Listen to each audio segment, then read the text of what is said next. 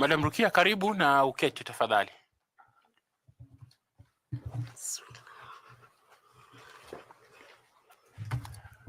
My name is Nelson Makanda.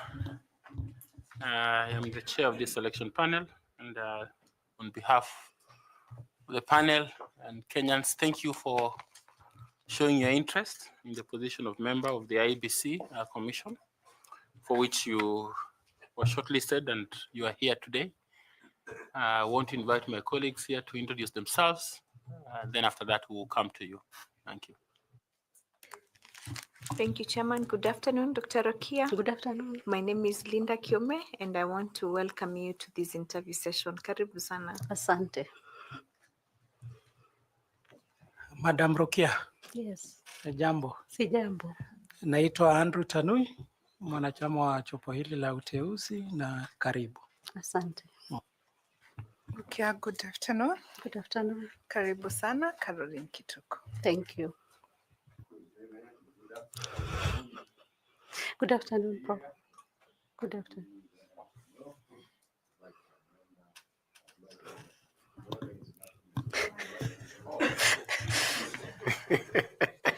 Asante, Prof. Good afternoon, Rukia. Because it has to go on the record, my mic was off. My name is Adam Solo, and I'm a member of the selection panel. Thank you. Good afternoon, Daktari. Good afternoon. My name is Nicodemus Bore na karibu sana. Asante. Assalamu alaikum, Dr. Rukia. Wa alaikum salam. My name is Fatuma Ali Saman, a member of the panel. Please feel welcome. Thank you. Good afternoon, Dr. Atikia. Good afternoon. And welcome to this session. My name is Koki Muligrino, and I'm a member of the panel. Thank you. Good afternoon, Rukia. Good afternoon. My name is Evan Simisati. I'm a member of this selection panel, and we welcome you. Thank you. Okay, now we will come to you, Dr. Rukia Atikia. Is that how your name is pronounced? Yes. To introduce yourself, give us a highlight of your life and profile so that we get to know you better, and why you think you're suitable for this position you're being interviewed for. Let us know if you're a member of any professional group or society, and if you have received any honor and award. Karibu. Asante. Thank you so much, Chair and panel members. I want to take this opportunity first to appreciate that you have shortlisted me for this, because there is a lot of people who have applied and I don't take it for granted.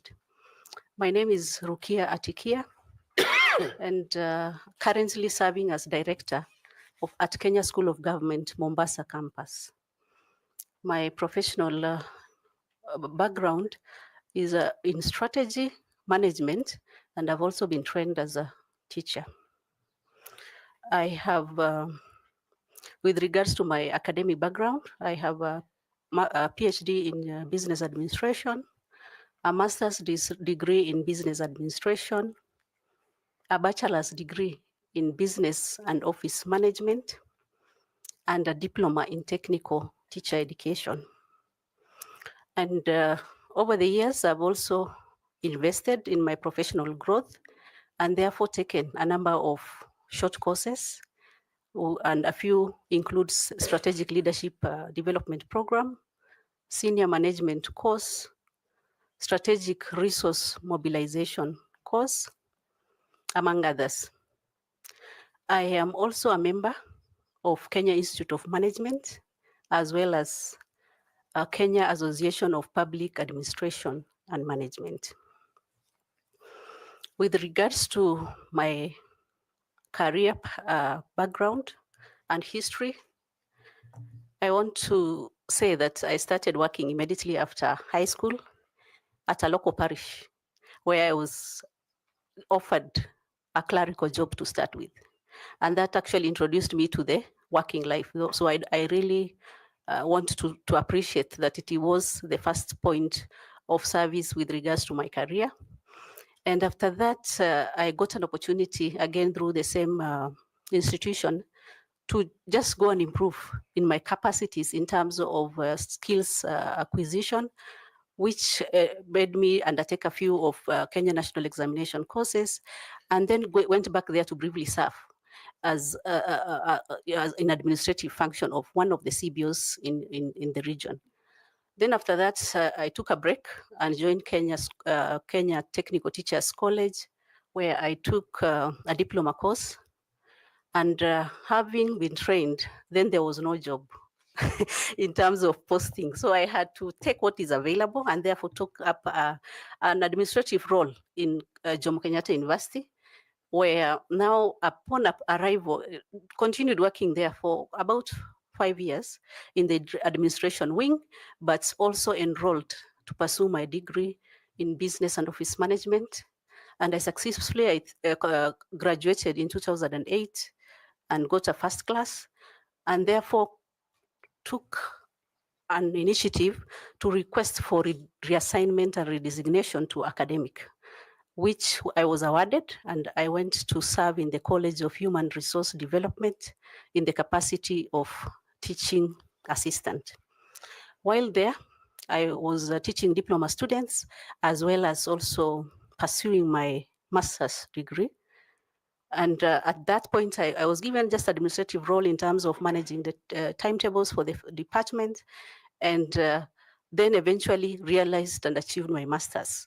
So upon completion, again, I was promoted to the position of tutorial fellow in the same School of Human Resource, where I continued teaching, doing research, but this particular time, given a responsibility in examination department, which required a lot of, in terms of integrity, in terms of accuracy, to record the data, as well as leave the opportunity to interact with the students' matters and make sure that their issues are addressed.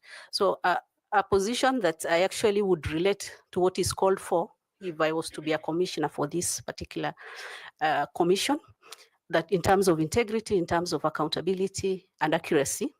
And therefore, having served there, I also continued pursuing my PhD, which I graduated in 2015.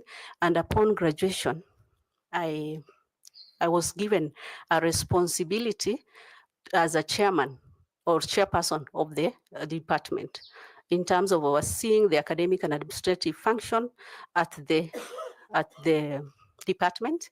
And what I would borrow from that leadership is the fact that when you are as chair of the department, then you are not supposed to be also partisan in terms of unionism. So I appreciate the fact that I was in management and therefore had less participation when it came to matters union, and continued serving in terms of trying to make sure that academic and administrative functions would move smoothly. But one particular achievement when I was there is the fact that the department was new and there was need to provide visibility. So working with the ICT team, my particular contribution then was to put a web page for the department so that then the participants would really access easily to information and be able to reduce the number of times they have to visit to the department. And among other academic, overseeing the academic role. And then in 2019 May, I was offered a position of registrar admin and finance at Uma University, which now gave me an opportunity to serve also in the private part of the university. So while there, I was overseeing a number of functions, finance, admin, ICT, transport, just doing an oversight in terms of helping the VC and the top management to make sure that these functions would comfortably and effectively be managed. So what is unique, and that I can also claim probably credit for, is the university was young. A number of activities were ongoing in terms of getting the university certified by KEBS as well as Commission for University Education. So, and a role that I also joined the team in terms of making sure that the university realizes the charter as well as being accredited by KEBS. But of very unique importance when I came was the issue that the university was struggling with performance, and therefore I offered a proposal to make sure that we train the management on issues of performance, which I also participated in training the management then, and also institutionalizing the performance management in terms of committing the head of sections to a contract. And then also had an opportunity to link the university with the Ivy School of Business in terms of exchange program for the university students as well as faculty. So around 2020, November, I joined Kenya School of Government in the capacity of a deputy director, and this time now offering also oversight in terms of managing the academic function of learning and development, where I was implementing the learning and development policy, as well as managing the faculty. And this particular role again exposed me to a number of consultancies where I successfully headed a consultancy assignment in terms of checking the training impact assessment for Puntland state of Somalia, and which we successfully did, and which earned the school quite amount in terms of resource, and also contributing to the operational efficiency of the department with regards to appreciating apps in terms of collecting data.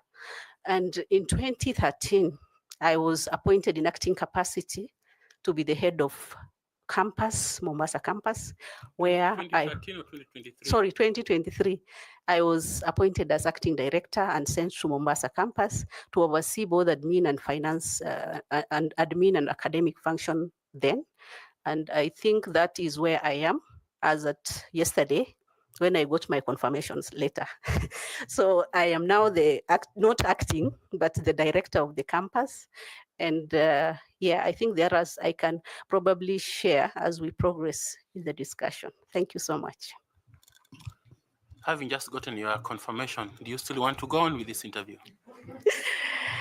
Yes, Chair, because this is a higher calling of representing the public at a higher level. So I would not mind if given the opportunity. Okay. Yes. Have you had a relative of yours interviewed? Yes, Dr. Ido. Dr. Ido? Yes. Who is he to you? Ido is my spouse. Okay, your husband. Yes. Okay, thank you. Madam Linda, please proceed. And sorry, Chair, I forgot to say I was also awarded a scholarship by Dutch government to pursue PhD, which is currently ongoing at Wageningen University of Research. Thank you. You're going to be double PhD? Likely. Excellent. Yeah. Congratulations. Thank you. Asante. Thank you, Chairman. Dr. Rukia, yours is an inspiration to many women out there. And congratulations. Thank you. For being confirmed as a director at KSG. So aside from that, and with all these great experience that you've had, what skills and competencies are you bringing into IEBC? Thank you, Madam Kome. First is strategy, because that is my area, and leadership, because I've already served in different leadership roles.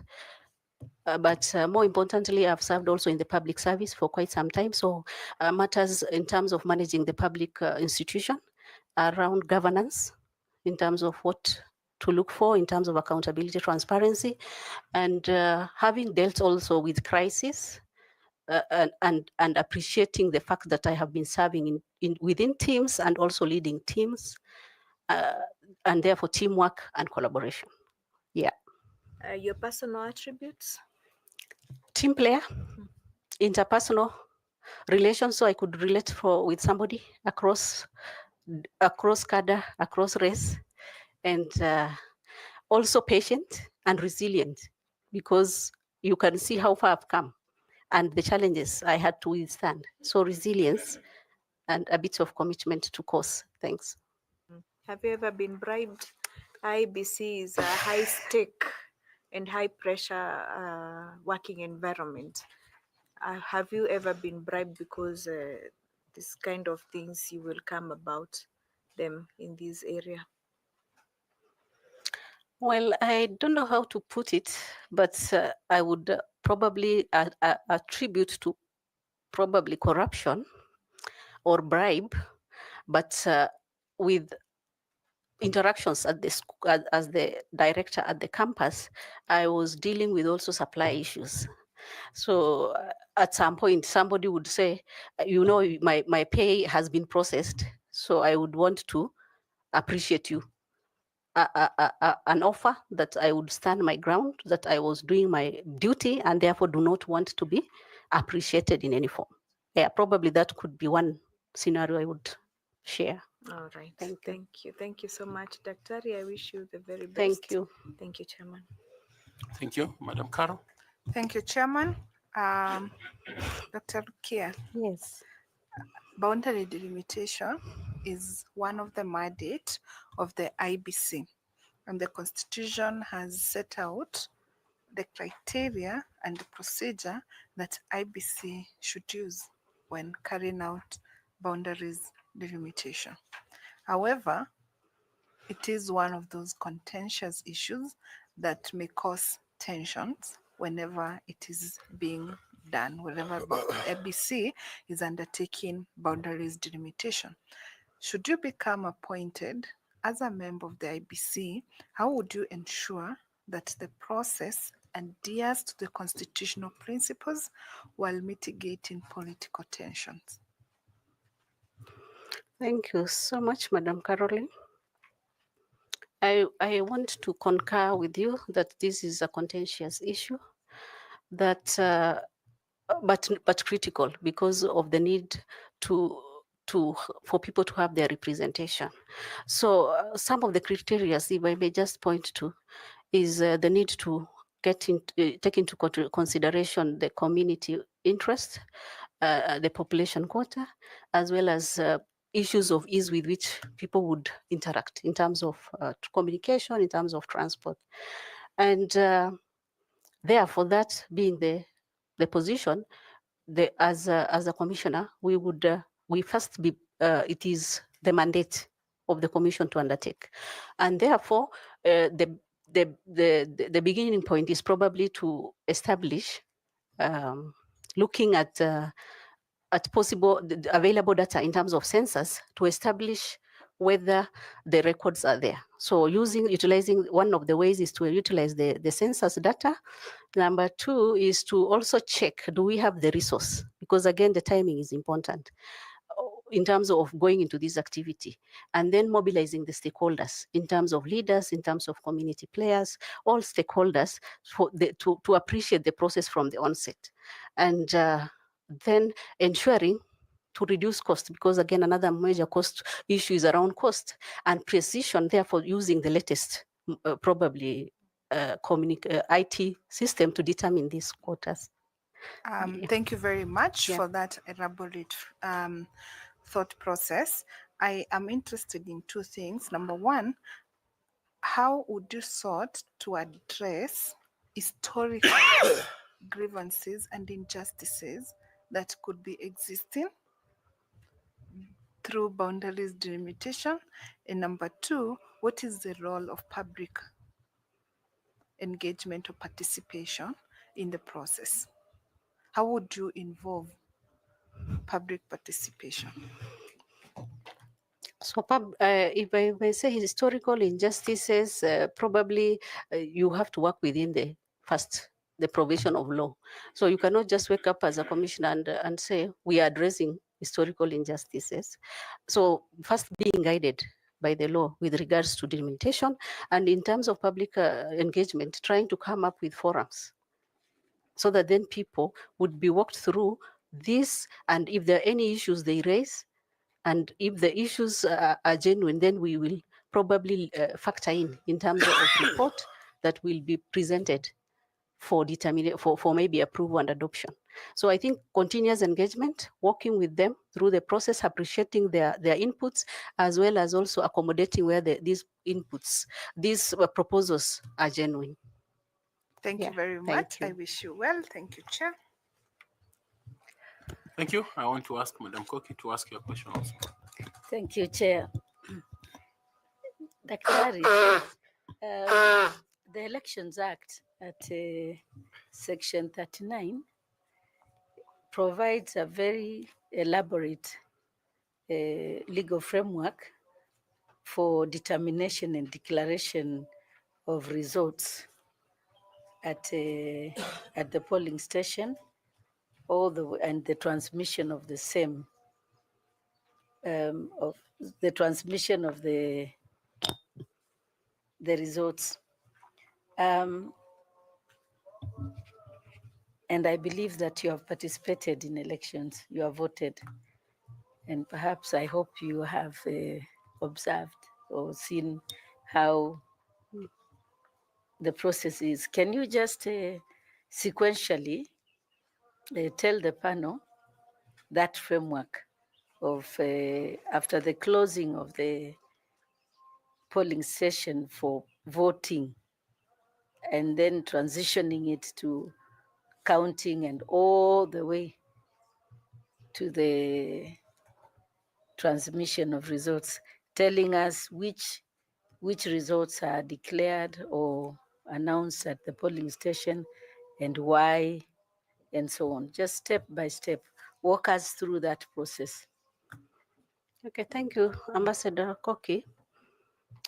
I want to say that first I presided over the referendum of 2005, and therefore some interactions with the process.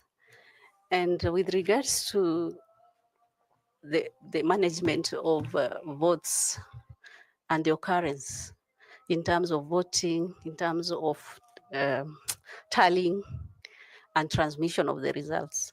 So I immediately after the close of the polling station, there will be tallying and there will be counting of the votes at the station, where all the different roles, papers or ballot papers are opened and transparently counted.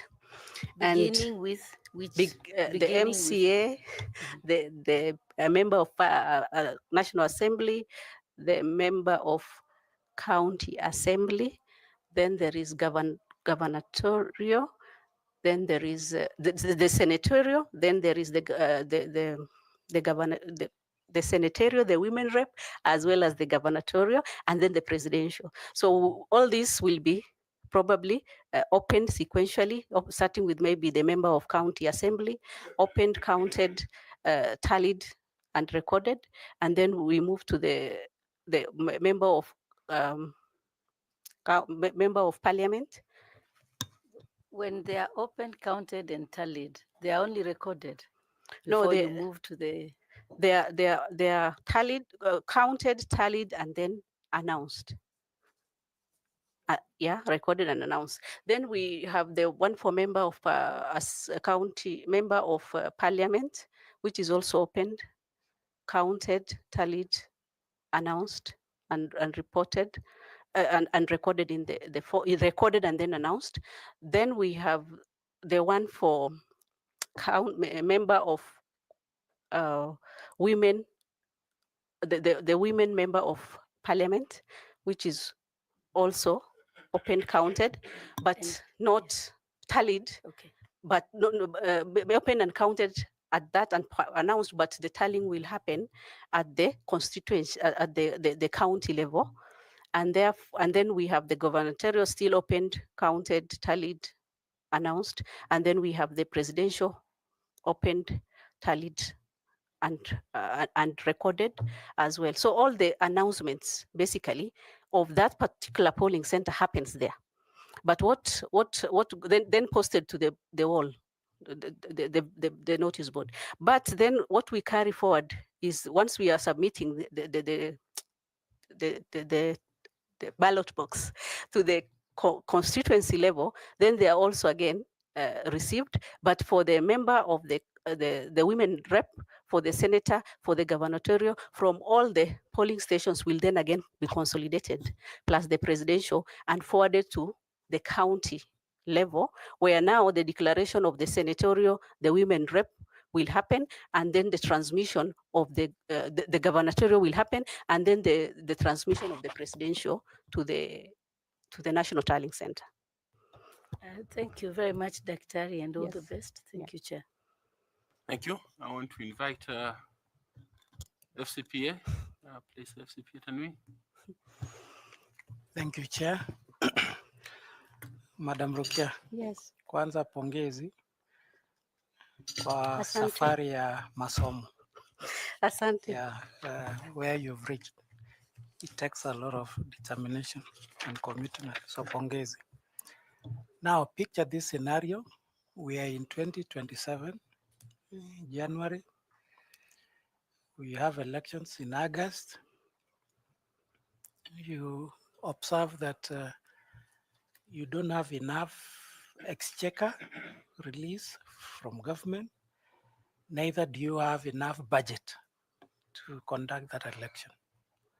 As a commissioner, what proactive policy interventions would you put in place to mitigate that scenario come 2027?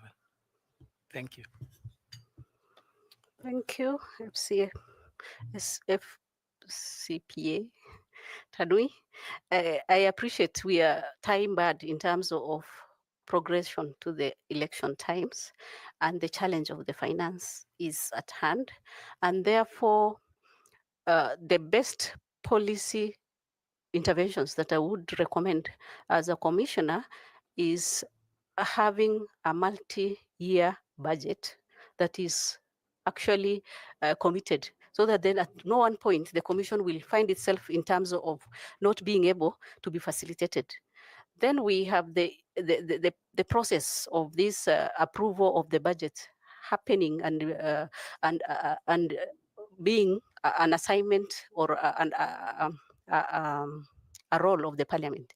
So probably trying to see whether that can be fast-tracked so that the commission can be facilitated to make sure that the different tasks that are at hand is completed within the time provided.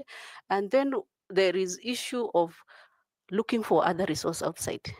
Probably not for some activities, but for some others, we can opt to partner with the different players, both internally and externally, provided that does not compromise the independence of the commission, making sure all the checks are done, and therefore utilize the resource mobilization as an element to support financing, and then trying to see what can we do with this, the small resource that we have, the prudence with which we use, making sure that we look for innovative ways of doing some of these things in terms of voter registration. Can we do voter registration probably using technology, or can we use technology in terms of even voter education and also training of this commission staff or the people who are trying to help us in terms of making sure that we manage the elections very effectively and professionally. So these are options in terms of interventions I would believe would go a long way in terms of making sure that we realize the time and work within the timelines that is there. Thank you, and I wish you well. Thank you, Chair. Asante, Bwana Misati. Thanks so much, Rukia. Now, I want to ask you a follow-up question to what FC Tanui has asked you regarding the funding of our general elections. If we find that we have gaps, and we found that there are donors who are ready to give us equipments, KIMS kits, and all that, what are the risks associated with that, and why is it that are we able to take it as a country or not? Thank you, Mr. Evans. I want to believe that before we accept, we need to do background check. But does it first even, that support we are given, for example, in this case, you are talking of equipment, is it even compatible? And does it compromise the integrity and the effectiveness with which we will dispense our mandate? So I will not say we will accept immediately, but we may consider the risk is that probably you are given an equipment that may not be, that is compromising the validity with which we are dispensing the election process. So in terms of equipment, I wouldn't really want to say that we accept it without doing due diligence in terms of, does it align with our priority? Does it serve our interest? And making sure that we audit and see that is there any compromise around handling of that equipment or using that equipment for the purposes of election. Thank you. So what are some of the items that or other activities that the donors can support IEBC to carry out? I would say maybe voter education, because that again probably does not actually compromise much in terms of the heftiness of the support we are seeking, because again, already some of the CSOs, government would, non-government organizations can be partnered with the commission to ensure that the voter education happens. And we can also seek support around the area of reviews, the electoral reviews, so that then there is nothing that is going to really affect the integrity with which we dispense the election. Thanks so much, and I wish you all the best. Thank you. Thank you. I ask Fatuma, please. Thank you, Chairman. Dr. Rukia, Yes. let me take this opportunity to thank you for the good work and the trail and the good work that you've shown to the girls of the North. I'm sure I knew they'd see a very good example. So thank you. Thank you. Would you please tell the panel, what do you think are the gaps in voter registration process for marginalized groups like pastoralists and people living with disability, and how would you address them? What do you think are the gaps, and how would you address them? Thank you, Madam Fatma. Coming from the marginalized community and understanding the environment and the realities there, I would say one of the gap is access, because most of these marginalists, just using my own case, is people who are moving sometimes from one place to another, and therefore looking at probably a way of reaching out to them in terms of mobile outreach, so that then we are able to get them to at the point at which they are, to be able to help make sure that they are registered. Secondly, majority are again not really to the level of literacy that we expect. Therefore, the need to translate those materials into a language that is known and appreciated by those communities. And then there is, and also reaching, using the most appropriate media in terms of communication. For in this case, I appreciate now, to large extent, there is availability of radio and local vernacular radios. So through this, I think we can be able to reach and get them register. And then we have the issue of the voting space in terms of accessibility for the disabled groups. So we need to make sure that the voting places are friendly in terms of ramps, in terms of giving preference to voters that are ladies, probably providing queues that are separate, so that then this particular group is helped. Thank you. Thank you so much. I wish you well. Back to you, Chair. Okay, thank you. Nicodemus, please. Thank you, Chairman. I also want to join the rest of the team in congratulating you. Thank you. And I'll also want you to congratulate your better half, because of giving you the opportunity to continue growing through the ladders of education. Now, you are in the governance structure of the Kenya School of Government, having been confirmed as a director at the Kenya School of Government, Mombasa. How does Article 73 of the Constitution shape the leadership expectation of IEBC commissioners in the execution of their duties? I want to respond in a manner in which we dispense our duties of remaining transparent, remaining impartial, remaining accountable to the people, and offering opportunity for others to also contribute to the decision-making process. Yeah. You have also indicated in your CV that you are a gender, can we say you have undertaken a lot of gender mainstreaming. Yes. What innovative approaches have you used in your gender mainstreaming work that could be adopted to improve IEBC's inclusivity, especially for marginalized groups such as women, youth, and persons living with a disability? Thank you. I did a number of consultancies. I am not an expert in gender, but I participated in gender mainstreaming process as part of the consultant. And therefore, what we were doing, these are programs that and projects that are community managed. Some are just businesses where people came together and funded by donors. And therefore, the need to mainstream the gender in all the activities that is planned.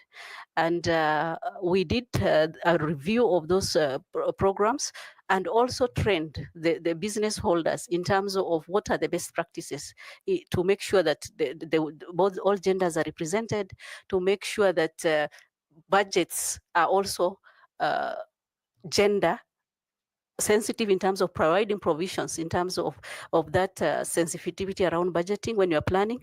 And that is aimed as making sure that there is inclusivity across board, whether disabled, whether it's a lady, whether it's a youth.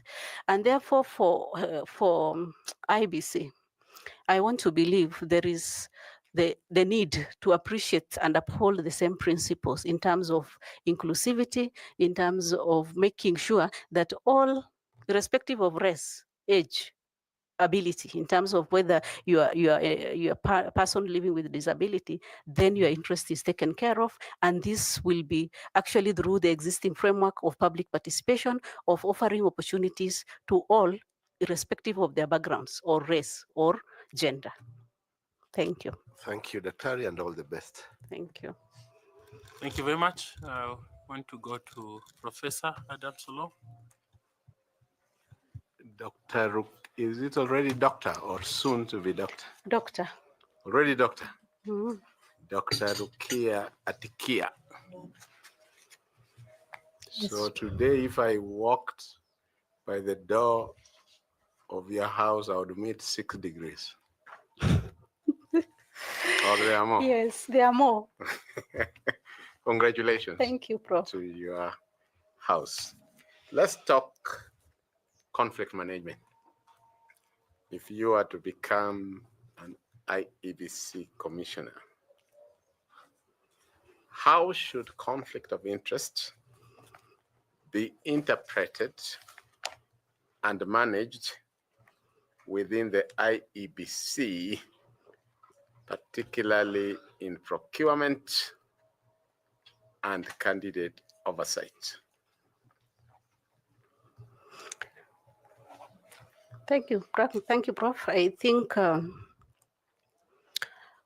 first we need to appreciate the facts and the best practice that there is a need to declare interest in any assignments that you do where you find you're conflicted. And therefore, making sure that we have policies speaking to this, and we have standard way of recording those interests, whether providing a register where somebody would declare that. So in terms of procurement, I think we can propose, I can think of code of conduct in the manner in which procurement is done within the organization, so that then these procurement officers are subjected to signing these codes and enforcing in case of breach.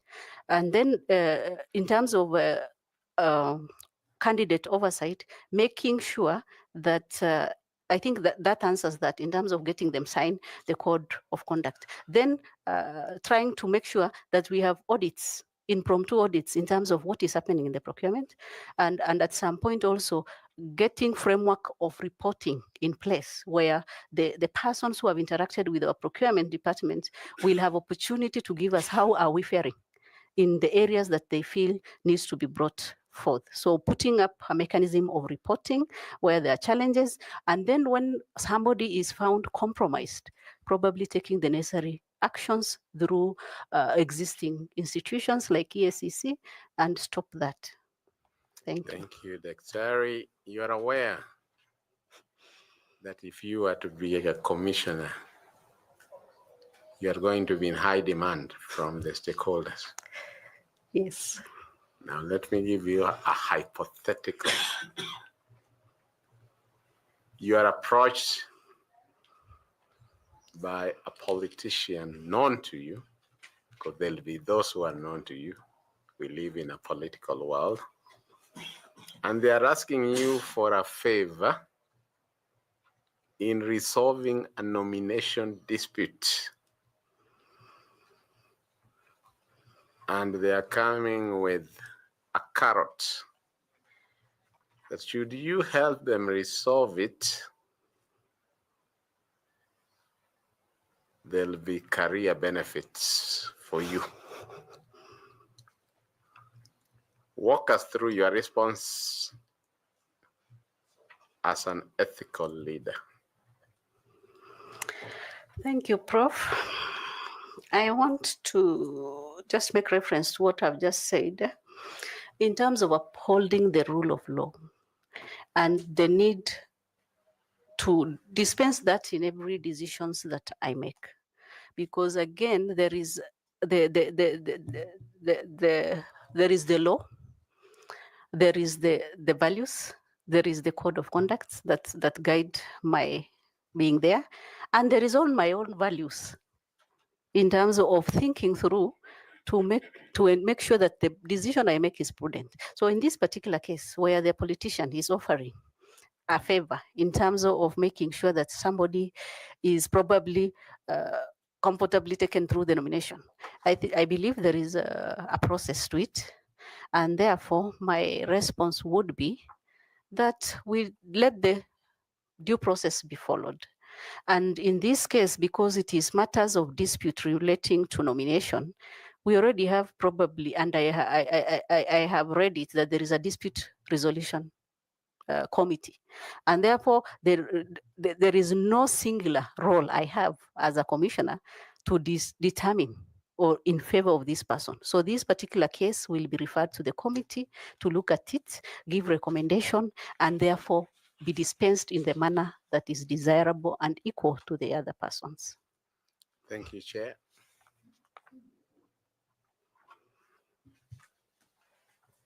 Okay. Prof, do you still want to continue? Yes, Dr. Rukia, this is the time that the chair asks us to give you some high school questions. And we normally start from where you have experience in, and I can see that you have served for long in the Kenya School of Government. Tell the panel what the name of the Kenya School of Government was at its inception, and in which year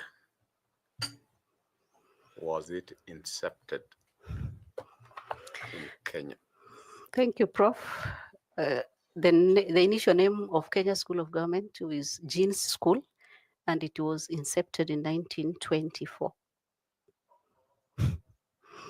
After Jean School, what was it called? Okay, tell them. I've seen where you have gone. I don't want to go into the details why you have gone there. Tell them the name that preceded the Kenya School of Government, that immediately preceded the Kenya School of Government. Kenya Institute of Management, Kenya Institute of Administration. And when was that incepted? 1963. Would you say that Jean School was government secretarial college? The Kenya Institute of Administration was what we now have as Lower Kabete. But before we converged and had what now we call Kenya School of Government, there were different government training institutes, which is in Mombasa, Matuga, Embu, Baringo. And that was now all pulled together in 2020, after the 2010, in 2012, to be what is now called Kenya School of Government. Very well. Name 3 immigration entry or exit border points that facilitate movement and trade between Kenya and the United Republic of Tanzania. There is the Arusha border, the Lunga Lunga. Yeah, you can remember those two. There's a border called Arusha border. Namanga. Namanga. Okay, Yes. Thank you. Okay. Madam Rukia, Yes, Chair. should we toss a coin, or how should we decide between a husband and a wife?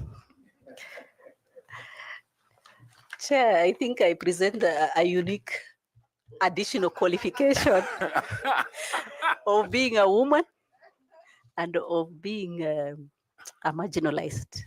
So I think I provide a better check. What do you mean being marginalized? He's a Sakuye himself. But you see, I'm an endangered species by virtue of being a woman. So either way, I think I release a lot of headache where there is tie in terms of gender representation.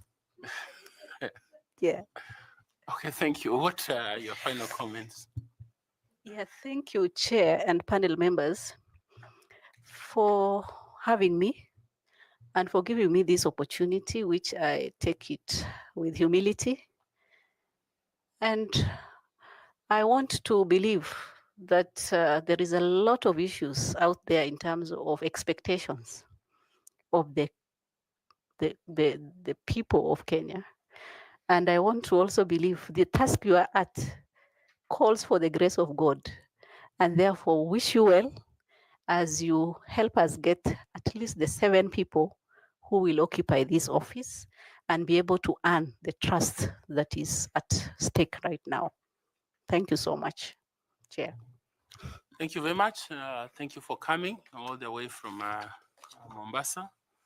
And congratulations on the appointment as the director of the Kenya Thank School you. of Government Mombasa campus. Your certificates are at the door with a gentleman who will give them to you. You're welcome for lunch if you have some time for that. The notebook and the pen are yours. Thank you. And the water too. Thank you very much. Asante.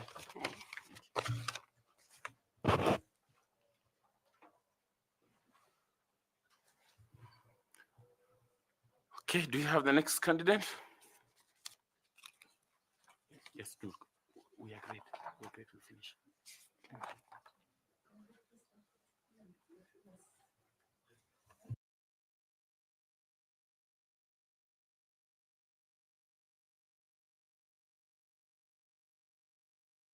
$13.20. 10. Yeah, 10 minutes. 13:20. So, thank you.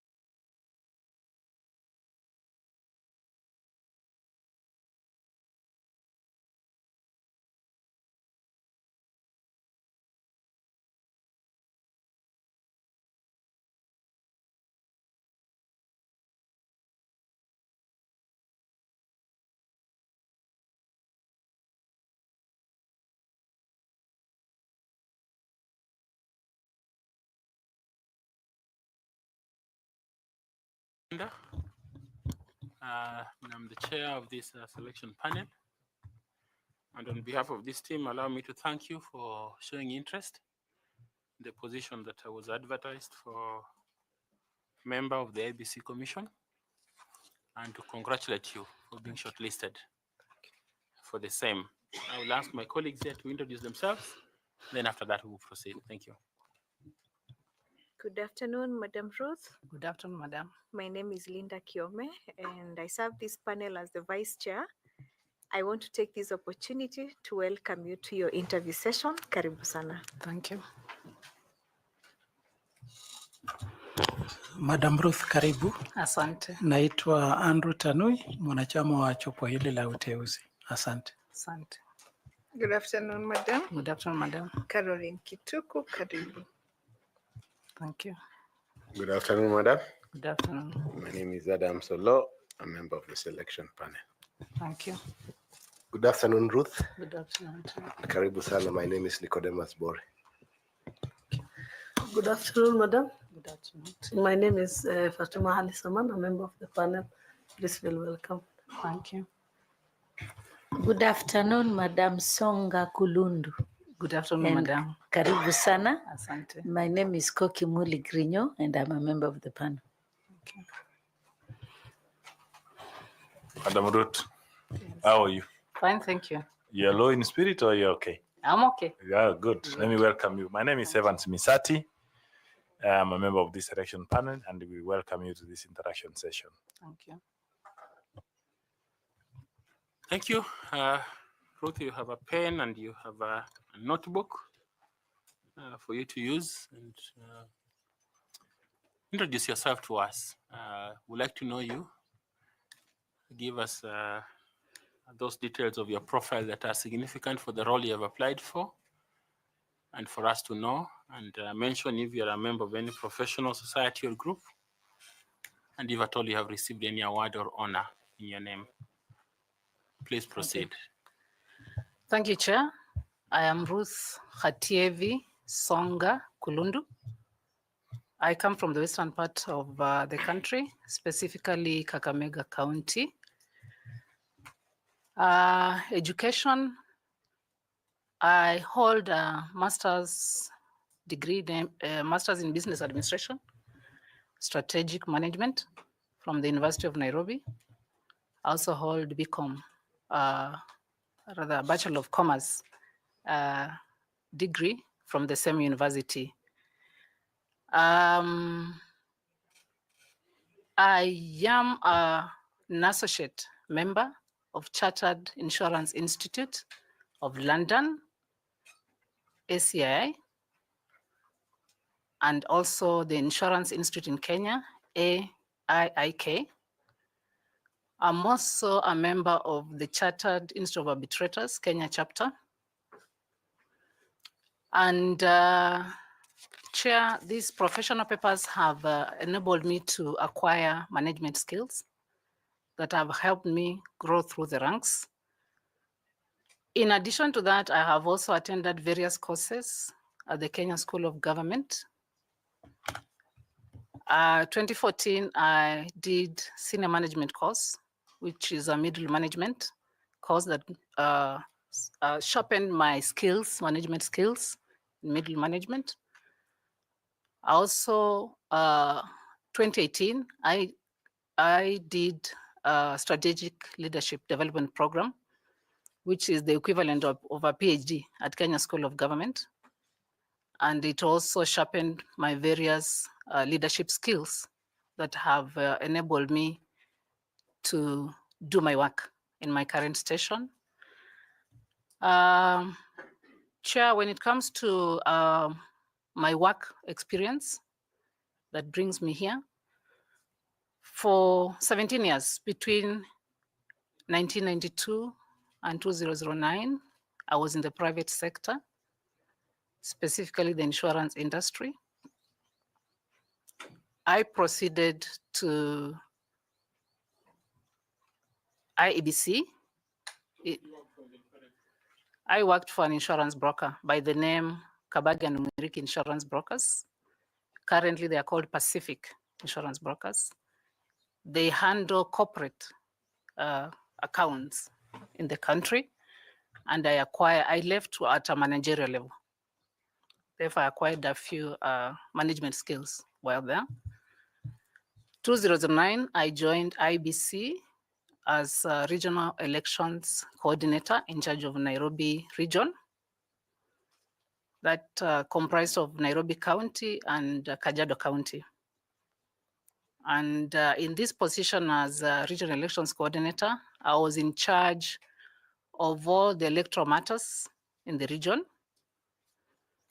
and all the mandate that the commission has in Article 88, ranging from voter registration, review of the voters' roll, up to regulation of nominations in political parties, voter education, all those.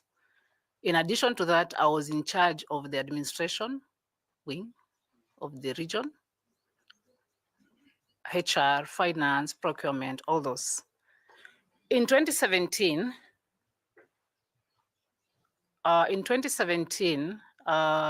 with the new dispensation of commissioners, they decided to devolve the regions or the commission into counties. Therefore, I was transferred to Siaya County, and I played the same role again, just like a regional elections coordinator. And while in Siaya, that's when there was an advertisement for Deputy Commission Secretary. I applied, and I was transferred, or I was promoted to headquarters in March 2022. So currently I work as a Deputy CEO in charge of operations.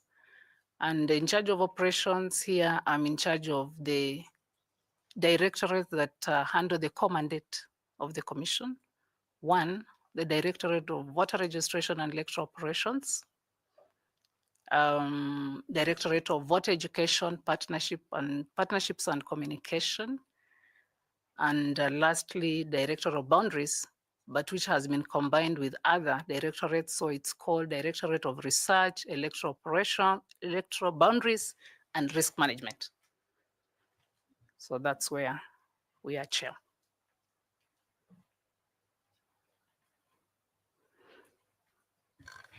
Risk management is not in support services.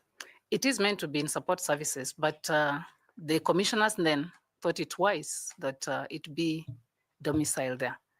So currently it's in the Directorate of Operations. Yes, in operations. Okay. Thank you.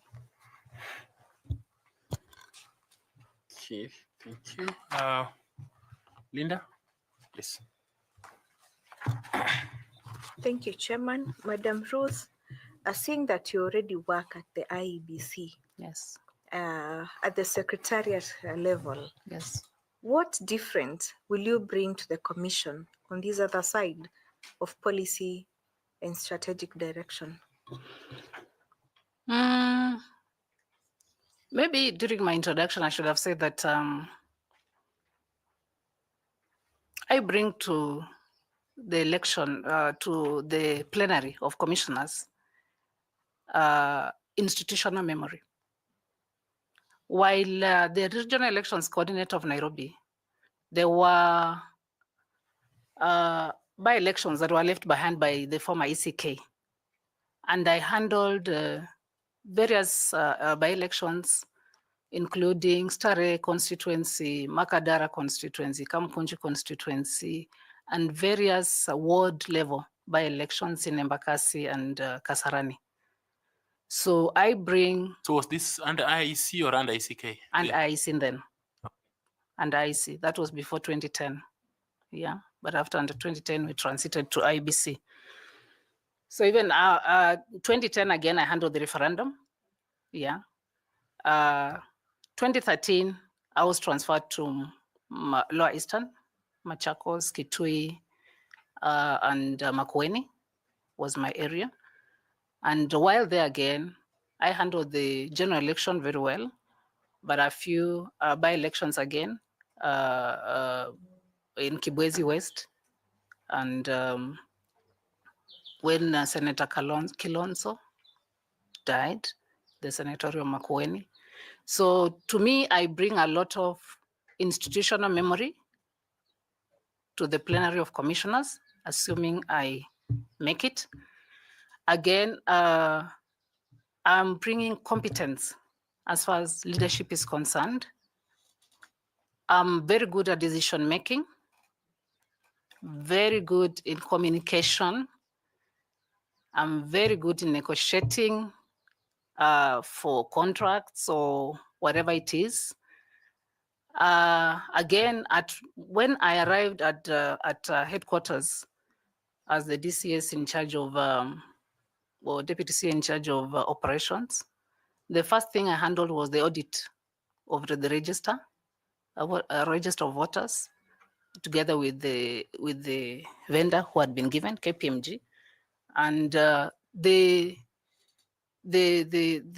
objective of that audit was that we needed to verify, the accuracy of the register, which we did, and the anomalies that came out, like those who had died after liaising with the other agencies, like the National Registration Bureau and Registrar of Births and Deaths, were able to actually highlight about 4,500 people who are dead in the register. So we're able to clean it. Any other like illegal transfers that had happened, maybe because we transited from Morphos system to Smartmatic, so we're able to actually bring the register to an accurate position. So for me, I bring to the plenary of commissioners a lot of experience and leadership skills. Yeah, thank you. Okay, what then are your personal attributes that are going to be a positive or a plus for the commission? Leadership skills here that I have, Madam, decision making. While in Siaya between 2017 and 2022, specifically in the year of 2017, the campaigns were very, very bad. And the head of the county, who is the county commissioner, and is usually the head of security, we communicated and I liaised with him, with her, it was a lady. And to me, I was of the opinion that we stop the campaigns in the county, but she was not of the view. But when it escalated, I informed my bosses at headquarters. And one morning, because they were burning effigies all over town and even in the outskirts, just called the media and told them, look, I think we need to stop the campaigns for some time, which I did. And actually it saved people in the county because it was almost nearing fighting and killing each other. Thank you. So I make decisions on my feet. Okay. Yeah. And of course, thereafter, I informed my bosses what had happened. Any other personal attributes? Honesty, just to highlight. Yeah, integrity. I do things above board, and I'm very honest. Don't go deep into it, just a highlight of your personal attributes. Okay, negotiating skills. Yes, thank you. Communication skills, coaching skills. I coach my juniors, the people I work with, very well, so that the next time there is such a work, I can be able to delegate, not necessarily doing it myself. Are you a team player or a team leader? I'm a team player. Okay. Thank you. Thank you so much, Madam. I wish you all the best. Thank you, Chairman. Thank you. We ask Carol to also ask a question. Please, Carol. Thank you, Chair. Madam, I would like us to talk about the appointments of the commissioners at IBC, and there have been recommendations that there is need to stagger the recruitment of IBC commissioners. How would this proposal improve the institutional stability of the organization of the institution, IBC, And what are the risks that may come up across by such a proposal? Mm, yes, it is advisable that the 7 commissioners are staggered. And this was going to happen had the commissioners who came in 2021 stayed full term. It is advisable to have that so that the commissioners who remain behind, they can now pass over to the incoming commissioners institutional memory. And they can also bring them to speed on what they have done in the previous years. So that way, then, even if they came in 2 years too, or even 1 year to the election, they'll be able to catch up. But you see, most of the time they come at just one, like those who came in 2021, came almost 1 year to there. So the risk is that they may not get to know the processes, the electoral processes in the commission. Yeah. So for me, as Iebc report put it, it is important that the commissioners come in at least 2 years to the election period or election year. All right. So just a follow-up on that, and from an insider's perspective, what would happen if there is the staggering, if it brought in issues on functionarism? You know, there are 2 functions, the older ones versus the new ones, and differing agendas.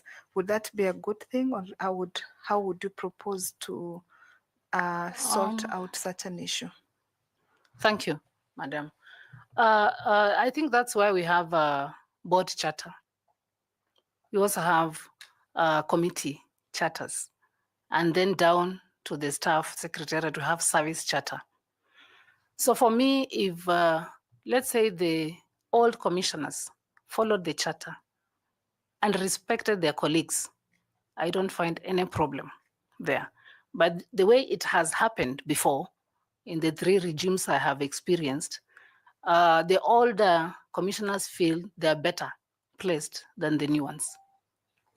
But for me, if we were to go by even chapter 6 of the Constitution, we just need to handle our offices honorably and with respect.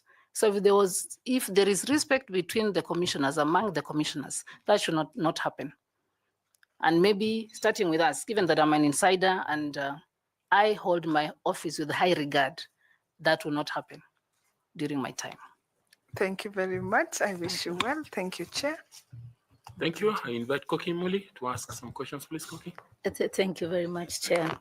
Madam Kulundu, you are one of the, since you are in charge of operations and everything, I'll not ask you any question in that area.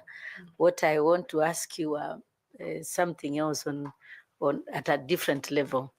You are one of the longest serving and most experienced person since ECK all the way to current, and you have seen it all, we say, in terms of senior management and commission.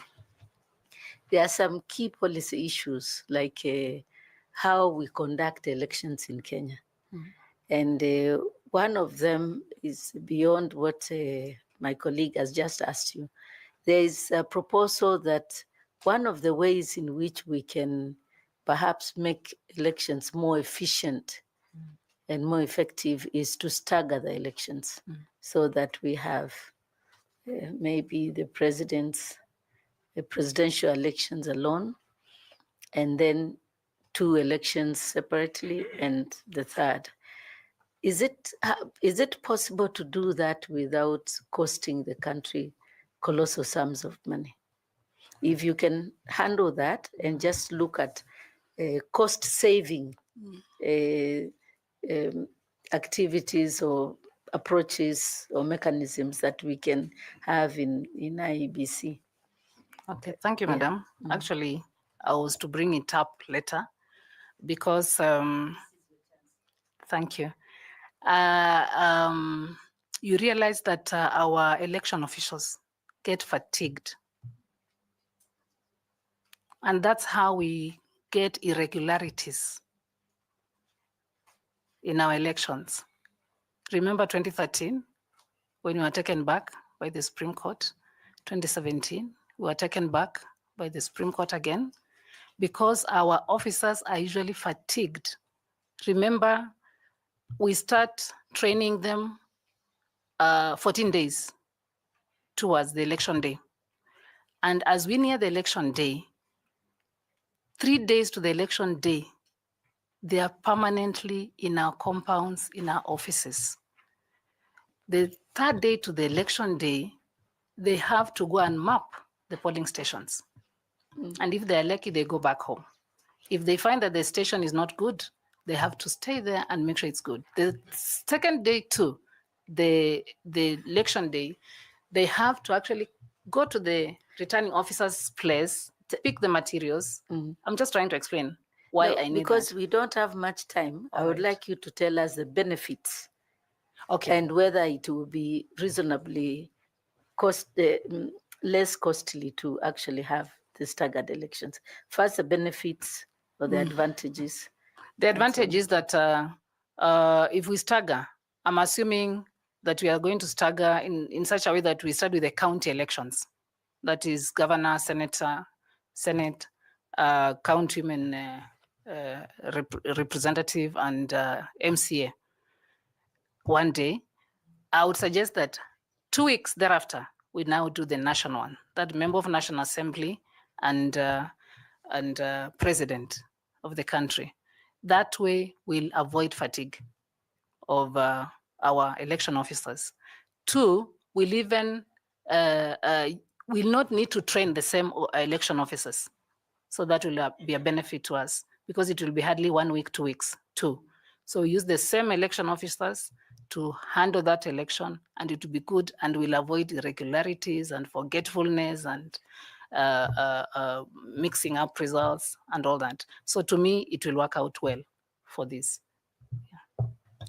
Can we acquire all the materials at once and then stagger the elections in 2 weeks, 2 weeks, or 1 month, 1 month? So that then I'm looking at the cost effectiveness, because one of the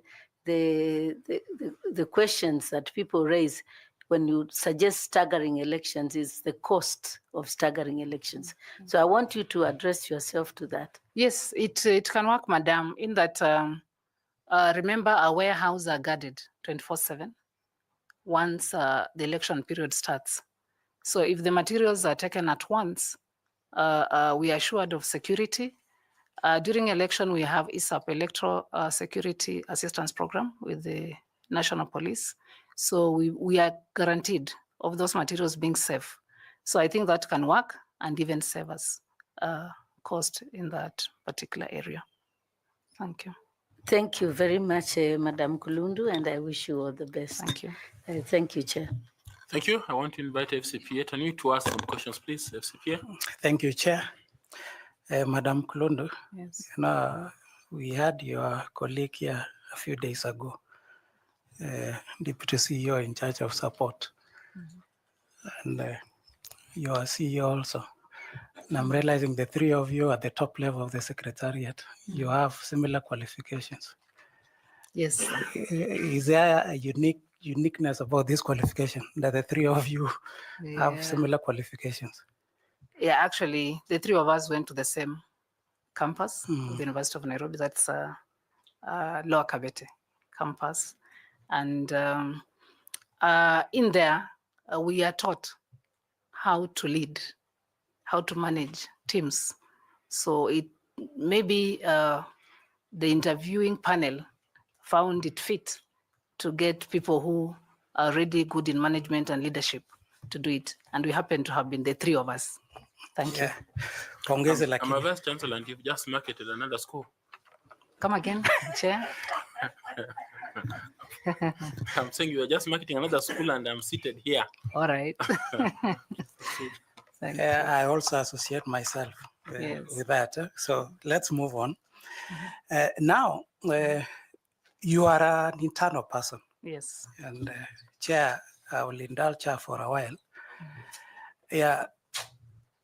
The second schedule of the IBC Act has provided for the conduct of business and regulation of affairs of the Commission, how the Commission should handle its affairs.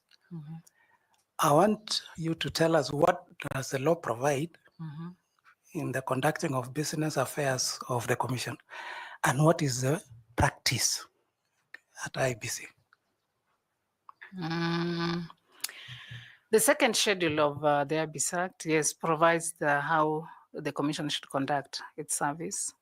And of course here, Chair, we have 7 commissioners. I'm assuming they are full house, 7 commissioners and the secretary to the Commission. How they conduct their affairs is this. Allow me to start from the bottom. Is that if there's any policy, because their role is to oversight policy making and give us strategic direction of the Commission. Directors or directorates come up with policies, what needs to be changed, pass over to management, which is headed by the CEO. And then once the management approves a given policy, it proceeds to the committee level. Let me now talk for myself. Let's assume it is from voter registration and electoral operations document or policy. Then it proceeds to the Committee of Electoral Operations and Boundaries Committee. Once it is approved, then the commissioner in charge of that committee takes that policy now to plenary of commissioners. Then he presents or he calls the technical person, the director could be, or the deputy commission secretary in charge of that directorate, to present to the commissioners. And then the commissioners will look through it, listen, and then make a decision and approve it. Let me give an example. No, that's okay. So who is the chair of that plenary? The chairman. Who is the secretary? The secretary is the CEO. For the plenary? For the plenary. And who is the secretary of the committees? The directors. The directors? Yes. So what is the role of a deputy CEO in that process? The role of deputy CEO is to coordinate the directorates. All right? Yeah. Like, for example, the 3 directorates that I had, I'm supposed to cooperate them on behalf of the CEO, so that it is easier now for me to sieve for the CEO, and then CEO now passes it over to the commissioners. Yeah. At what point does the deputy CEO become the secretary of the plenary? Not at any point. It is the CEO who may ask one of the deputies to come to the plenary to assist him. Yes. Okay. Yes. Now, based on that statement that you've made, yes, and I believe you remember the 279th meeting. Yes, I plenary do. meeting. Yes. That was held on 26th of August, yes. 2022. Yes. So in that particular meeting, and now you want to be a commissioner. Yes. So under what circumstances did you become now the secretary of a plenary? If you allow me to go back to how it happened, is this. 2 days before that meeting, or before that, I had been asked by the CEO to be going to the plenary to assist him in doing the meeting. Remember, I had just come from the field. And I didn't know how the headquarters was running the business. So he asked me, please be coming to the plenary so that you be assisting me in the process. You get to know how we run the affairs, which I appreciated. Now, after the general election 2022, we were at Supreme Court, and the vice chair did a memo to the chairman requesting for a meeting. When she requested for a meeting, she copied all the commissioners, the 7 commissioners, copied the CEO, and I was also copied because I was the one who used to take minutes. So I even had the book of the minutes. So when she called for the meeting, I assumed everybody was going to attend that meeting. I was in my office. The vice chair called me, come to the meeting. And since I had received that memo, the CEO had received the same, the 7 commissioners had received the same. Me, I went for the meeting. When I went for the meeting, I found the 4 commissioners. Now, hold on there. Yes. So who takes the minutes? Because we are looking at the governance, and here we are looking at the governance of the commission. So you tell us you normally take the minutes, not the secretary to the commission. And that is why I was asking the practice. So who takes the minutes of the commission? Technically, it's supposed to be the CEO. But the CEO can request one of the staff, not necessarily even the DCS or the deputy So when CEO. you are taking the minutes, are you the secretary of the commission? No. So you are merely taking minutes. Taking minutes. And at the end of the day, who will own the minutes for purposes of second schedule? In fact, it says the secretary shall be the secretary at all meetings of the commission. So can you go and take minutes without instructions of the substantive secretary? What I'm saying here, sir, is that I had been taking minutes from April 2022, and that was September 2022. So I was the one who was taking the minutes on behalf of the CEO.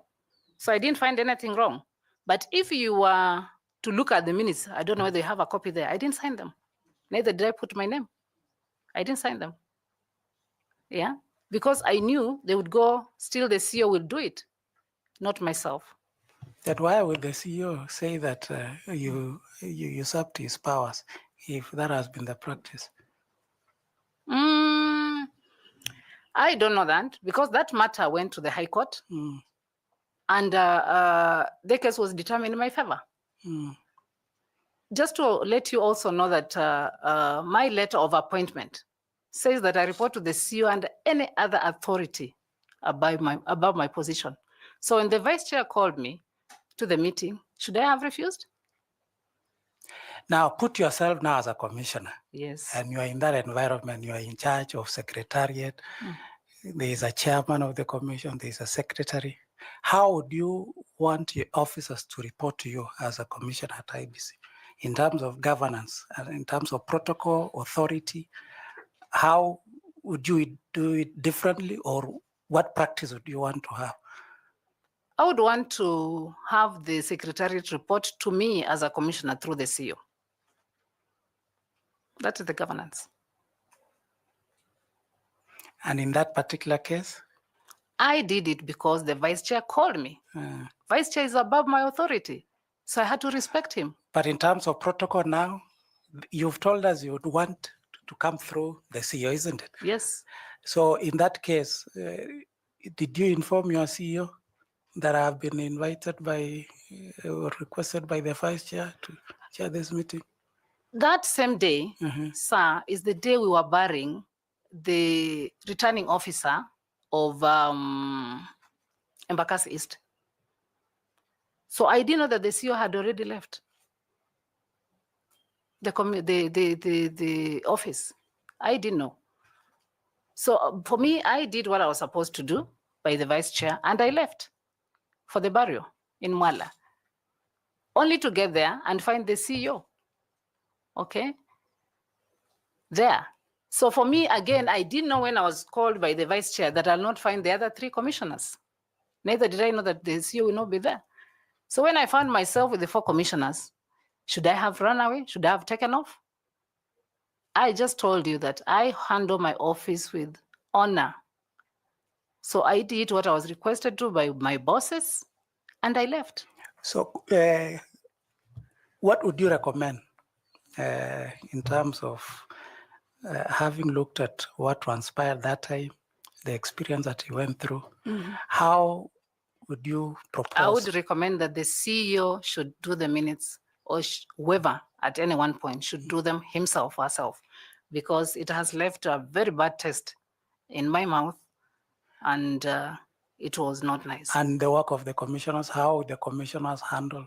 What would you propose? I propose that they also now deal with the CEO and not anybody below the CEO, unless with direct permission from the CEO.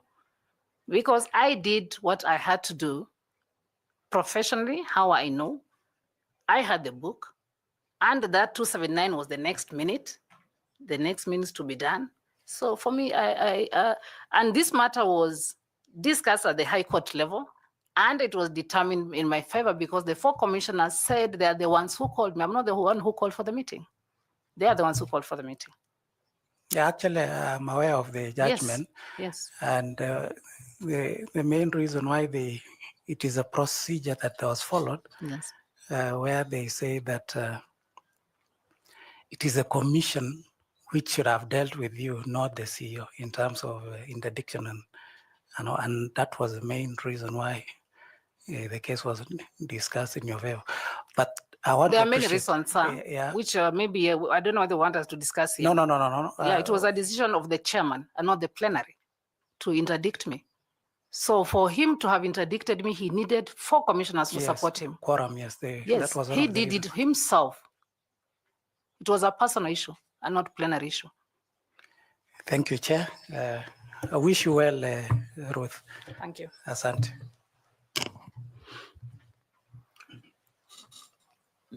Just so that you know that you are here Yes. for interview. Yes. Not interrogation. Yes. So relax. Yeah. Thank you. Yeah. Madam Koki, please continue. Oh, it's Msati. Madam Ruth, Yes. now this is, I'm sorry that this thing has left a bad taste in your mouth, but we have to get on as a Yes, country. you have to move on. As a country, we have to move on. Now, this started because of the group dynamics. Exactly. You agree with me? Yes. Now, if you are given an opportunity, and in the group dynamics, you have yourself mentioned that the whole one, naturally, when the new ones come, there's that formation and other things. If you are given an opportunity and you are an IPC commissioner, Yes. how would you ensure or rather protect your fellow commissioners from your fellow secretariat who might feel that these are newcomers? We know everything. We have been here for 15 years. Now, what is it that they're now bringing? So that we avoid the same things that happened. So as we are moving, we are now, as I mentioned earlier to you, is that this is an interactive session. It's not an interrogation or whatever. So please tell us, what will you do? Because we now need to move as a country to another level. Thank you. Thank you, Mr. Misati. I'm hoping that I'll be considered and I'll be among the 7. And should I be among the 7, I'll advise my fellow commissioners to act like commissioners, to respect ourselves, respect our offices, and not to cross over as commissioners and start behaving as though we are secretariat. Because that's what has happened before. You find a commissioner actually working and dealing as though he's a part of secretariat. At the same time, I would encourage the CEO to be on the side of the secretariat. He is supposed to manage and lead the secretariat and protect them, and not to be on the side of commissioners. Again, what has brought issues here is you find the CEO is on the side of commissioners. Yeah. Like in my case, sorry to go back to it, the CEO should have handled it as the head of secretariat and not to handle it as part of commissioners. So for me, as a commissioner, I will ensure that roles are clearly spelled out in the board charter and any other charter the commission will be having, so that everybody knows the boundary where to go to as a commissioner, and everybody in the secretariat knows that they deal with the CEO. So there is clear demarcation of roles. Thanks so much, and I wish you all the best. Thank you. Thank you very much. Just to follow up on that response, suppose you're not successful, what would be your advice? Chair, I would advise the commissioners who are coming in to do the same, to respect the officers, their roles, and act as commissioners. They are policymakers, they are strategic thinkers, they are to do oversight, and not to come down and act as though they're secretariat. You find actually it's like you are competing roles with commissioners as secretariat. So each person just to guard their offices. Is it a problem of law, or it's a problem of personalities? I think it's a problem of personalities because the law is there. It's very clear. The Iebc Act is very clear what our commissioner should be doing, isn't it? And our HR manual also spells out what is our role as secretariat, isn't it? When they are in the committees, how should they handle the matters? Because they also come to the committees. They should handle the matters, commissioners, because they are there to chair. Yeah, even if you are a commissioner is a member, because usually there is a member also, a member commissioner of a given committee, just to help each other. Assume that you are the chair. Then let the technical person fill you in what the document or the policy is all about, or what the suggestions are all about. Then you make a decision as the chair of that committee. But you don't go back and start doing the work of the technical person. Do you think that, don't you think that the problem is that the commissioners bear the public blame and image and face? And so to that extent, they feel obliged that they need things to be done right, so that then they can bear the blame correctly. I agree with you. I agree with you, Chair. But let me give an example. Even the elections we handle in the field. Let me give an example. Even Stare constituency, yeah, where the rubber meets the road. The election has been done very well, very well. So where does the commissioner come in? It has been done very well. So the technical person has handled it. So why should the commissioner come in? It only comes in when personalities arise, when interests come in. I'm interested in this matter, so I want to deal it with myself as a commissioner. Okay. But if you have to deal with, don't you think that staff also may be interested in the matter? Very rarely. Okay. Very rarely. Okay. Because most of our staff, as Curricula said, we are professional staff at the commission. Commissioners also come as professionals. Like you, I mean, you become a commissioner and you're a professional. So you don't throw away your tag as a professional. Yeah, I'll have the advantage of working as a commissioner and a professional in the commission. Okay. Fatuma Saman, please. Like the attitude. Madam Ruth. Yes. Thank you for the good work you've been doing over the years. Yes. And I pray you're successful. Thank you. Does the Iebc have a stakeholder engagement strategy as we speak? Yes, it does. It does. Yes. Now, in this strategy, how have you entrenched the principles of stakeholder engagement like transparency, accountability, inclusion, and participation? These four major principles. Thank you, Madam. We have an inclusion policy in the Commission in our Directorate of Voter Education. And we do it in such a way that Article 100, where we have representation of the SIGs, is done very well. We have an inclusion policy on women. We have an inclusion policy on the people with disabilities. We have an inclusion policy with the youth. What we are still struggling to come up with is for the marginalized and minorities. So we have those policies in place. And whenever we have an activity and we have the funds to go to the ground, we are able, like now, before we start voter registration, we go to the ground and include all of them.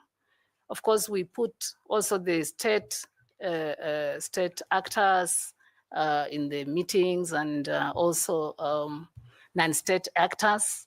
We invite them, but we realize that women and rather PWDs preferred being handled alone.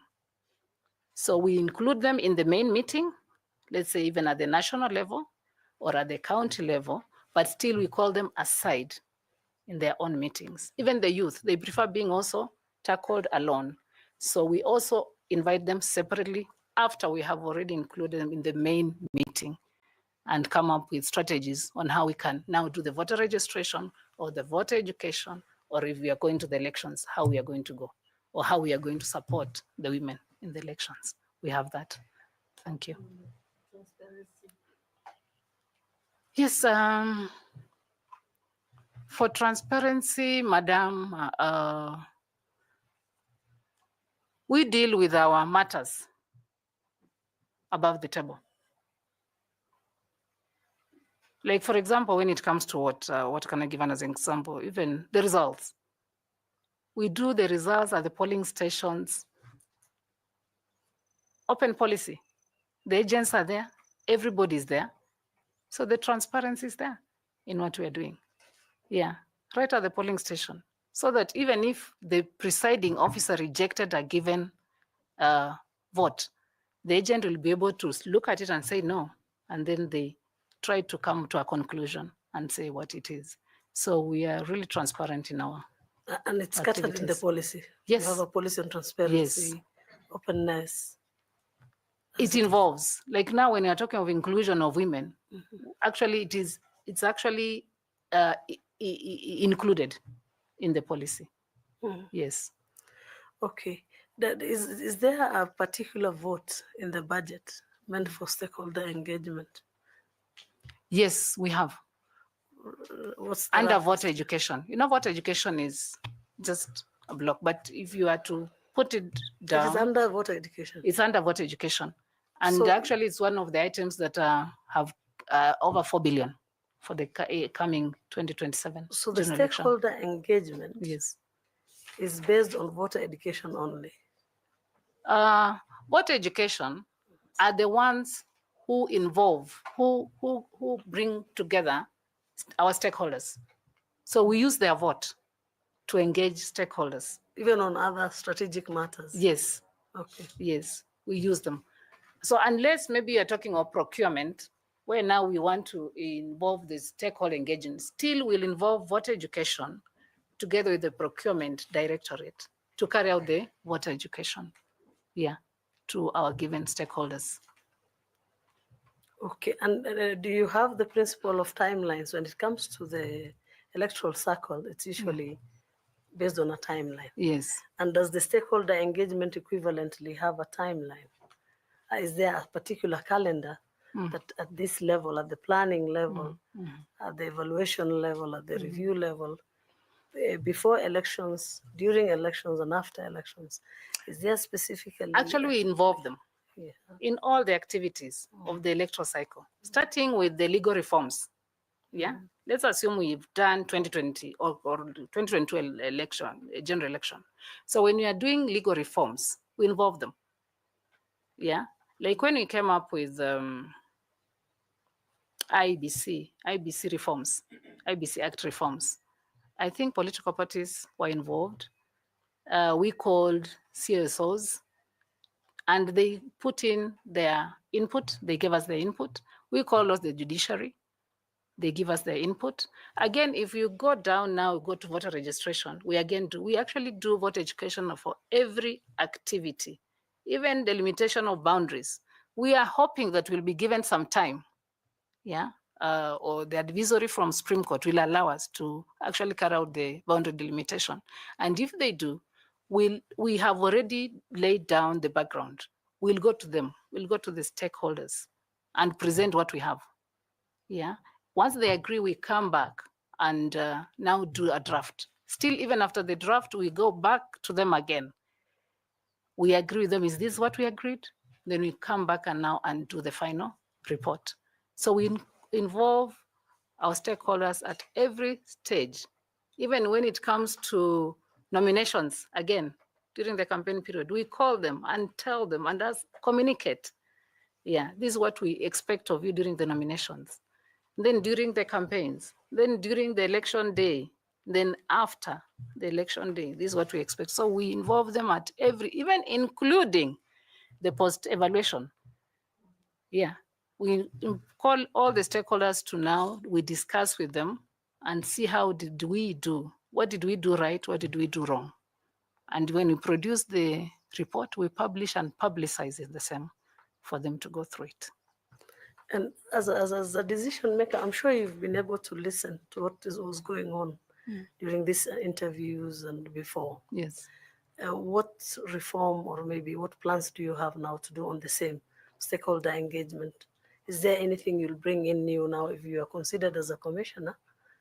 Are there areas of reform? Are there areas you've identified gaps and you have creative solutions around?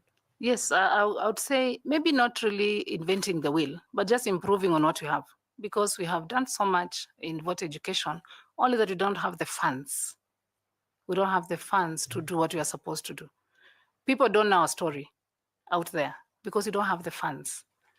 For me, as a commissioner, I would want, if I'm on board, we do it differently. We can source for funds even from our development partners. And I'm a very resourceful person when it comes to that, so that we can go out there in the media and tell our story at every activity we are undertaking. Yeah. In the commission, we have what you call AVU, Annual Voter Education Week, which we are supposed to do every year, but we are unable to do it because the funds are not there. So maybe as a commissioner, I'll reactivate it again so that in every county, every constituency, in 1 week, in a given year, we go out there and tell our story and tell them what we are doing and what we can improve on it. So, and then again, I would also try to engage the media, because the media can make or break you. Yeah. So for me, I would really engage the media so that they can also go out there and tell our story, because actually most Kenyans don't know most of what we do as a commission. Thank you. Thank you very much. I wish you well. Back to you, Chair. Thank you. I want to invite Mr. Bore to ask some questions. Bore, please. Thank you, Chairman, Madam Ruth. I also want to congratulate you for the level at which you have reached as a Deputy CEO. Thank you. And I've seen you are a tough nut to crack. Now, what is the trust levels of IEBC according to the public opinion at the moment? What do you think is the percentage trust level?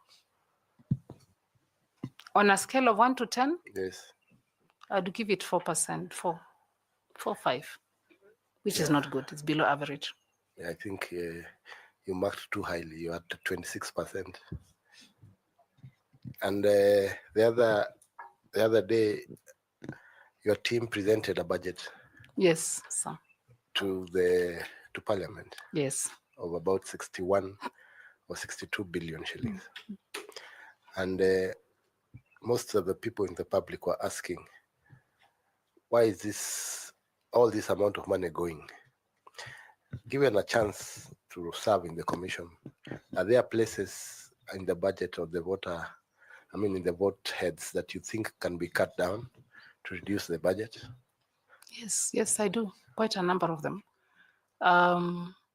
One, when it comes to electoral operations, I would suggest as a commissioner that we pilot and do ballot papers internally as a country. You realize that the ballot papers we have handled up to 2022, they have more than 8 security features.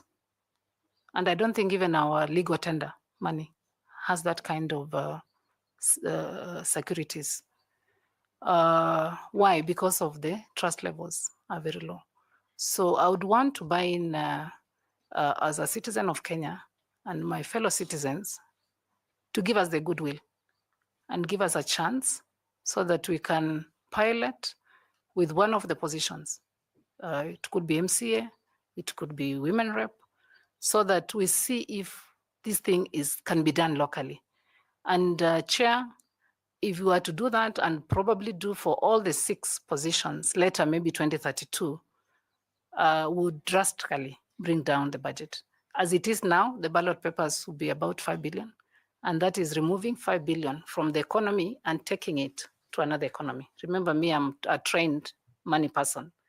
So for me, I would rather maintain this money within the economy and create employment for my fellow citizens, rather than because of the trust levels, take this money and take it out.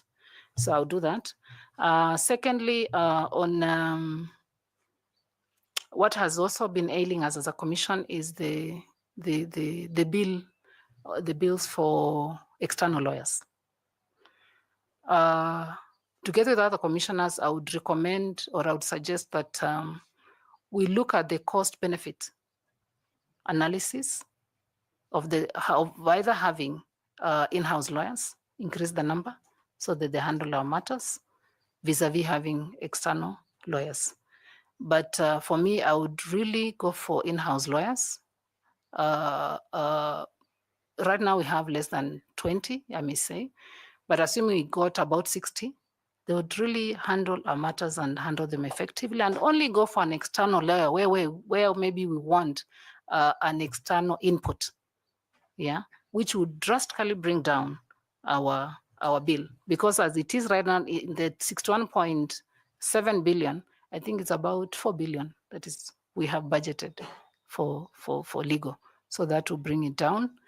And again, when it comes to technology, I don't know whether you know this, but we have Kenyans who are actually helping other EMBs, electoral management bodies out there, Nigeria, Zambia, Congo, Kenyans who are actually coming up with the technology that is running the EMBs in those countries. So for me, I would go for a local solution and have our ICT gurus give us that technology here, would bring down that bill drastically. And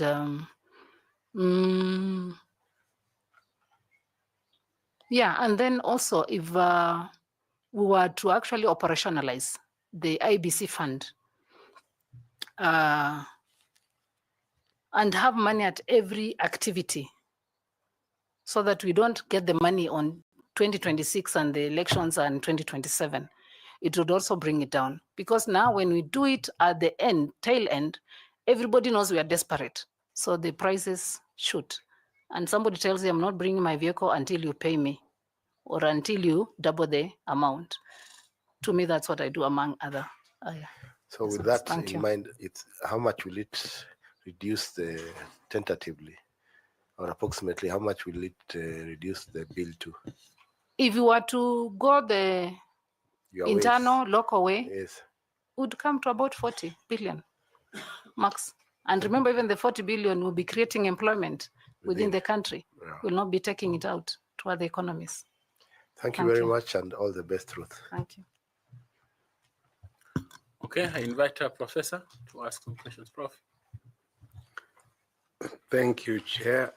Madam Ruth Yes, Hatevi Songa. Yes. Values and Principles of Public Service, Article 232(1) at C says, the values and principles of public service include responsive, prompt, effective, impartial, and equitable provision of services. Yes. Do you have it? I do, Prof. How so? Come again? I asked how so. How would we know that you have it? Okay, fine. Responsible.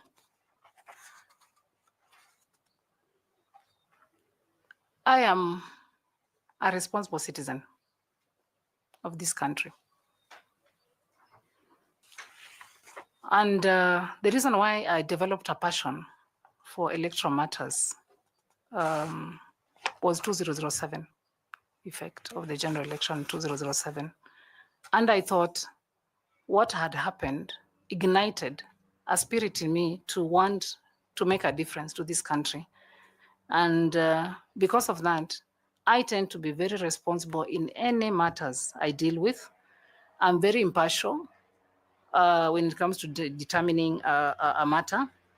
And when it comes to equitable, which is not sameness, but rather being fair.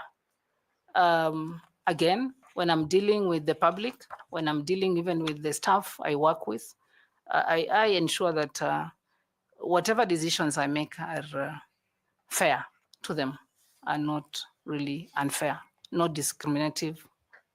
Yeah, that's Are what I'm you saying. responsive and prompt? Yes, I meet my deadlines. I do. When we changed your date to appear, Yes. are you responsive? Yes, I was. And that's why I'm here, Prof. I was to come in at 3:50 p.m. And you are asked to? to come in at 2:30. Thank you. Would you say, based Yes. on the questions that have been raised before, Yes. that other than the boardroom rupture at the commission, there was also a secretariat rupture? That is 2020. Two. In relation to the case that you are asked about. I wouldn't say so, Chair.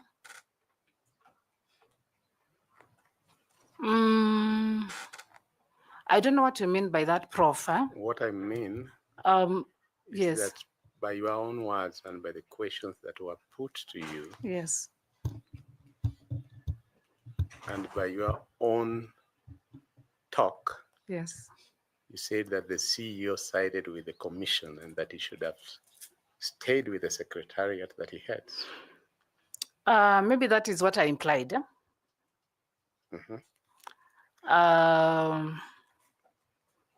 And what maybe made me to say that is that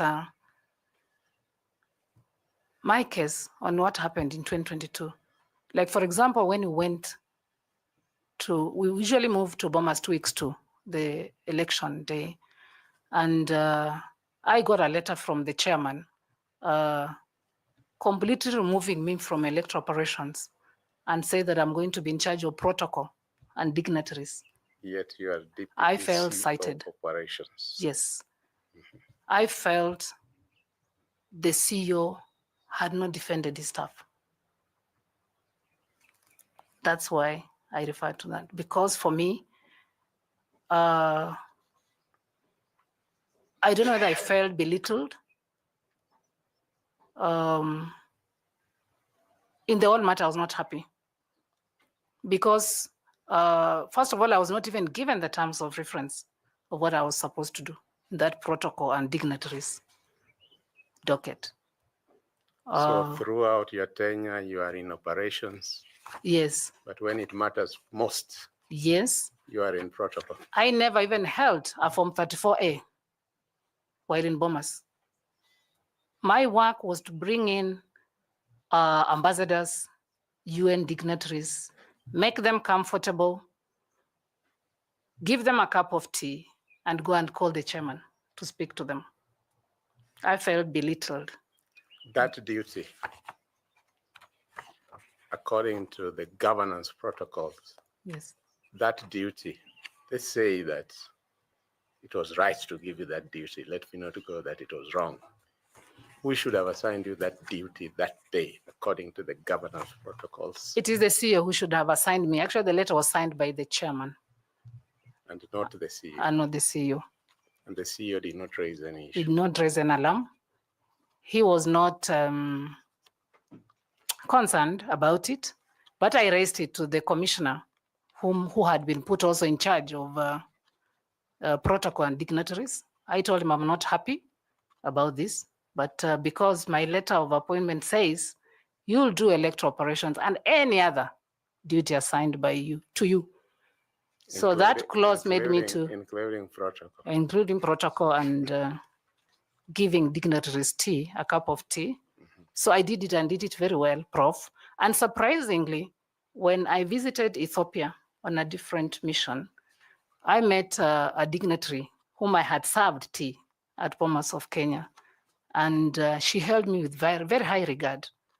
And she told me, I respected you for that. And yeah, she gave me accolades. Because we don't have enough time. In the earlier, on that particular case, on the question of whether governance protocols allow you to be a secretary of a commission meeting. Yes.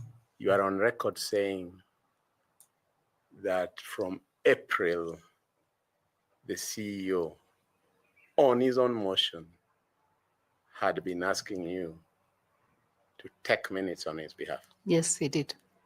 You are also on record that whenever you took those minutes, you never signed them. I didn't.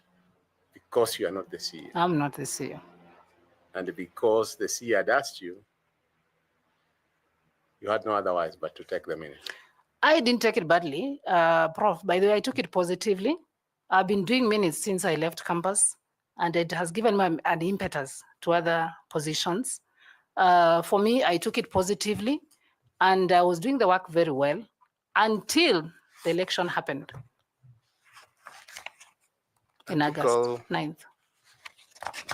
Article 248.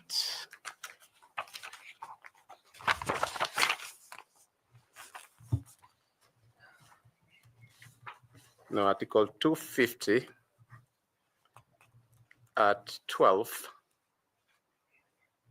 talking about all Chapter 15 commissions, including Iebc, says there shall be a secretary to each commission who shall be A, appointed by the commission, and B, be the chief executive officer of the commission.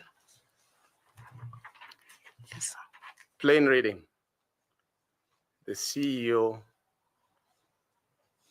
is the secretary to the commission. Yes, sir. Is not the secretary to the chairman of the commission. Plain reading. So when you go on record and say that the chairman, God rest his soul, was indicting you for taking minutes of the commission from where you sit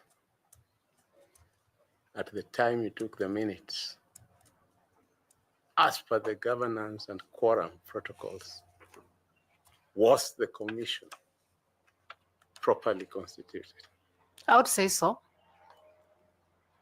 Is there any time that either you or the CEO has taken minutes with the vice chair chairing?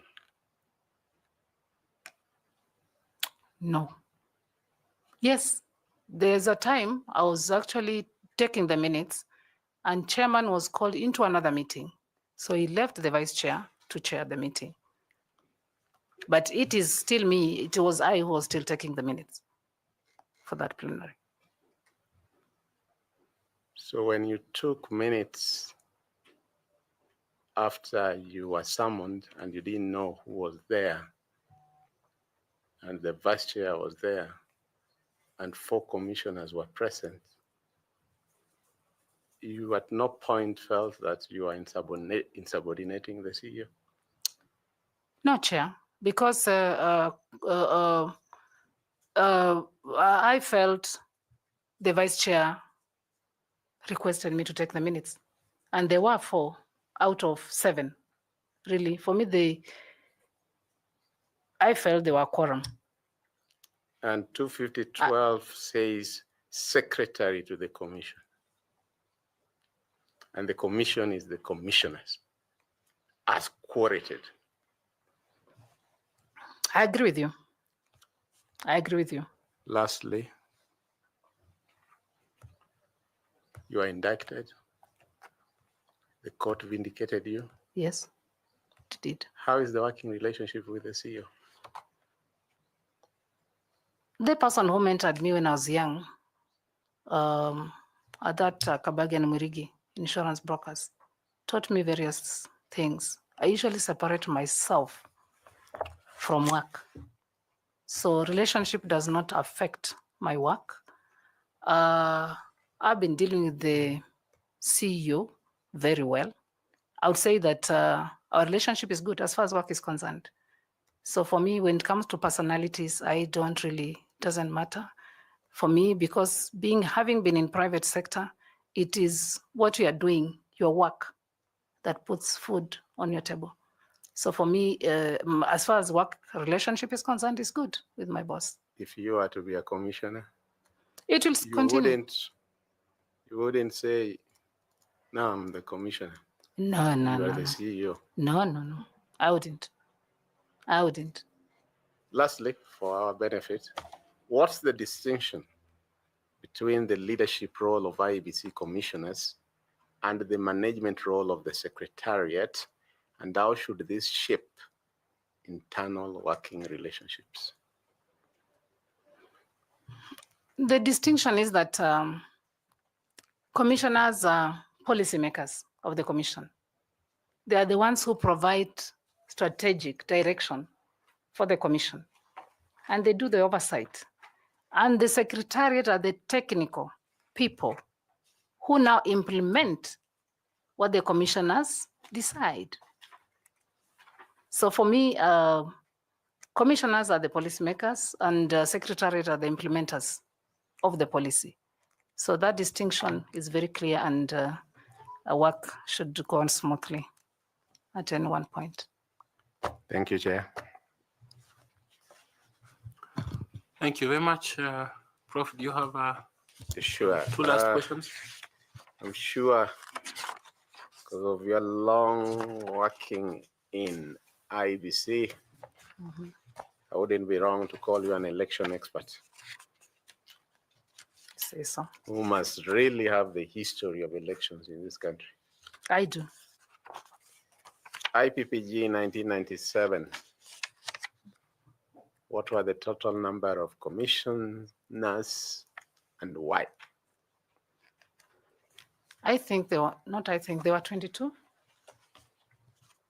And there had to be that many because I think each political party presented a representative to represent them at the commission level. Okay. Which 2 African countries experienced the 1994 genocide? Rwanda and Congo. Thank you, Chair. Thank you very much, Madam Ruth. We are grateful for your time and for the interaction we have had. Extremely educative for us, and we are grateful to you. Thank you for accepting to come earlier than you had been scheduled. We want to allow you, if you have any comment to make finally or a question, then we will release you. Thank you, Chair, for giving me this opportunity, and also for considering my other colleagues, because before I think we have not been considered, and we felt that we are professionals. We have the experience, 15 years. Now I'm doing my 16th year. We should be considered. So thank you very much, and we look forward. I look forward that you give me a chance to serve this country in a different capacity, that I can showcase my leadership skills. Thank you. Thank you very much. Appreciated. The notebook is yours. The water is also yours if you like. And there's a gentleman who has your certificates at the door. Blessings to you. Asante.